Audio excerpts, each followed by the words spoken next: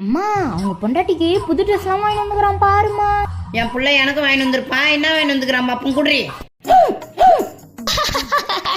பின்னாடி எனக்கு அழுகு துணி கட்டியா தந்துக்கிறான். உனக்கு வேணும், நான் சொன்னதை நீ கேட்கல. புது ட்ரெஸ்ஸை பொண்டாட்டிகிட்ட கொடுத்துட்டு அம்மாவுக்கு அழுகு துணி எடுத்துன்னு வந்துக்கிறான். இது உன் பொண்டாட்டிகிட்டே கொடுறா.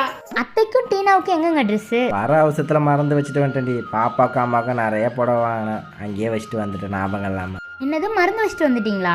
அட போங்க. சரி, இந்த சாரி அத்தைக்கும் இதை வந்து டீனாவுக்கும் கொடுத்துட்றாங்க. சரி சரி அப்படியே பண்ணு. நான் கேள்விப்பட்டேன் நீ எது கடைக்கலாம் போகிறேன். இப்போ அம்மாவுக்கு இருக்குது பாரு. வரட்டும், அவனுக்கு அம்மா இருக்கு. உன்னை நம்பி தானே மாசமாக வேறு பொண்ணு விட்டுட்டு போகிறான். அவளை என்னதான் நீ பார்த்துக்கிறா? சே, உன்னை நம்பி விட்டு போனோம் பாரு. அவன் பொண்டாட்டிய பாத்துக்கணுமா?